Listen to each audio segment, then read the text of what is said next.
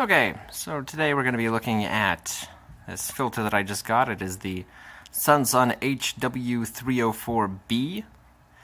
This is one of the eBay filters. They're pretty common. You can pick them up on eBay for this particular model. I think starts at $72. I picked it up on Amazon for I think $80.92 because it is weird Chinese stuff. And being weird Chinese stuff, I'd like to have an easy return method if there's something seriously wrong with it. eBay returns are kind of a pain in the butt.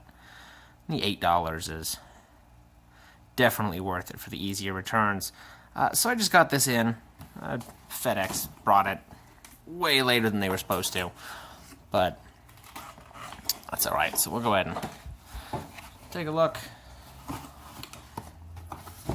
see what kind of a product this is. This is the 525 gallon per hour model. I can tell you, based on my experience with various Chinese pumps, like this one over here, which also claims to be 500 gallons an hour, they are not nearly that. 500 gallon an hour is what 525 is what you would want for probably, 150, 175 gallon tank. Mine is about 88. So if this actually worked at what it needed, it would be horrible overkill. I don't think it will actually work that well, but we'll find out. We'll see how it works. We've got a 2-page instruction book.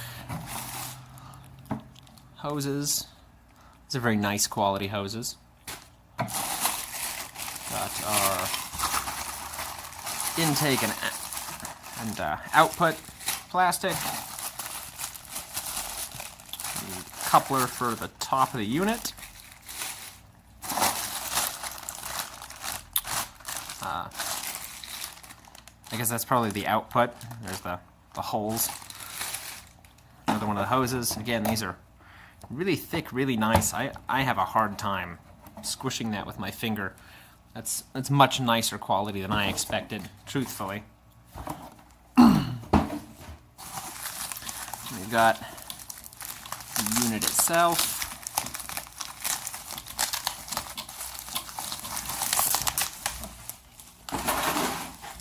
Which is, I believe they said 11 by 11 by 17.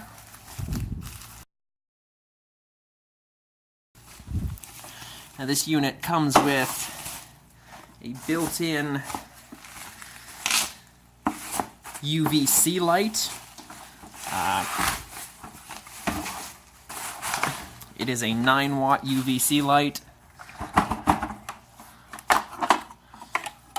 And if this is anywhere remotely close to the 500 gallons an hour that they claim, then this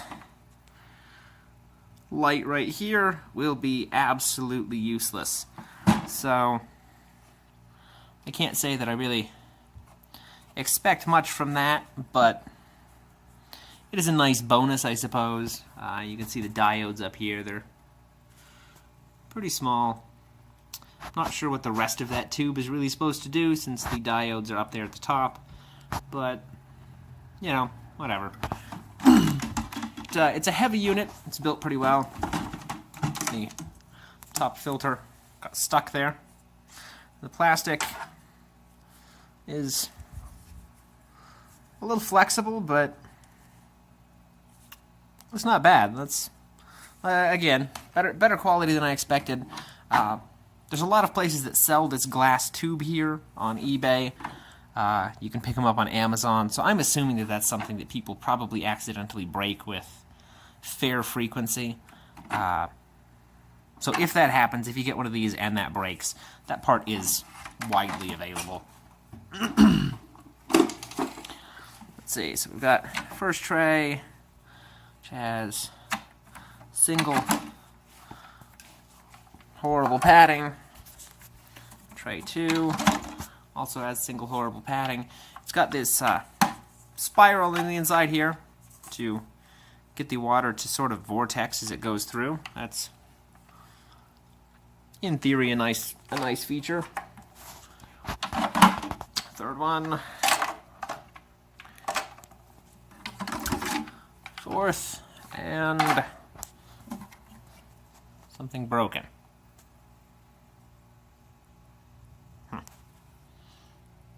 Okay. Intake water level. Right, so it's a little dirty. Probably want to clean it out. There's some kind of red dust in there. No idea what that is. Gonna guess it's probably some kind of rust powder. There's some more over here, so I'm gonna clean this pretty heavily. You know, that's probably ink. There looks like a 33 written here. But whatever that is down at the bottom, I'm a little worried about that. I don't want to risk getting that into my tank, so I'm gonna clean this pretty thoroughly, and I'm gonna start packing my material into it and come back in a minute. Okay, so I've got that washed out as well as it will be. The ink marks that were in there have come off fairly well. There's still a little in there, but if I can't scrub it off, it's not going to come off in the tank. There's a little bit of carbon deposit down there from when I was test fitting. So these don't come with anything of significant. They come with these cotton pads.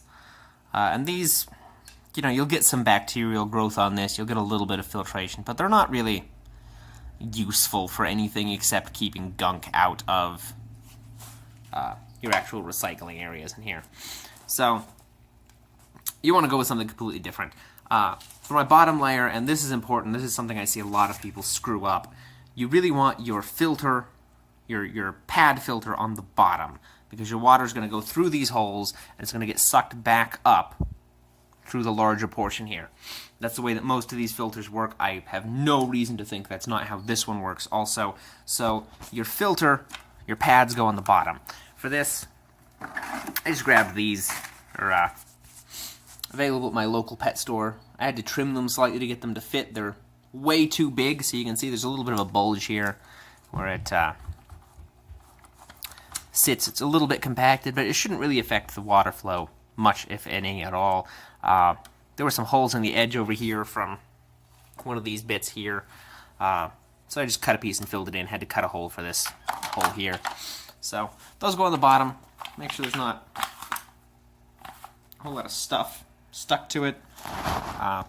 You know, fairly clean. And line it up in your hole down there. So that's it. Easy peasy. Next thing I'm doing is bags of activated carbon. I like the bags because they're easy to replace. You can get it separate a lot cheaper if you've got a little zipper bag that you can open and close pretty easily. Save a lot of money there. The third thing that I'm doing is temporary, and that is a lot more activated carbon. You can buy it in pellet form here, where it's extruded, or you can buy the loose stuff. I've got the loose stuff just stuffed in this bag here. And the reason that I'm doing so much carbon right now is that I'm putting some driftwood in the tank. I've already soaked it, but there's still a lot of tannin leaching. It colors the water, and this helps pull it out. I really want to keep the tank clean right now. And then probably in 2 weeks, I'm going to be replacing this third tray with more of this stuff over here. And this is sintered glass. It weighs absolutely nothing. Soaks up water ridiculously well. It's a very, very coarse, very porous substance. So you get much better bacterial growth than you do on most other substrates with this, including ceramic rings. This is porous all the way through. If you stick your mouth on one end, you can breathe through it.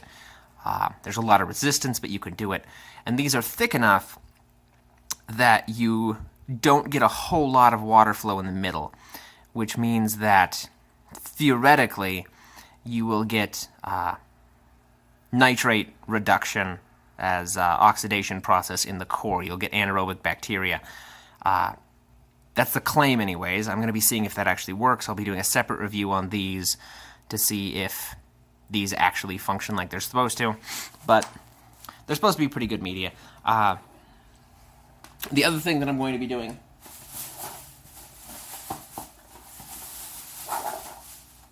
because I've got some free space around my carbon bags, so I'm going to be putting in some of these biofilter balls. These are just plastic balls with a whole lot of surface area. They rattle around in the water, but it lets bacteria grow all over the outside, all over the inside.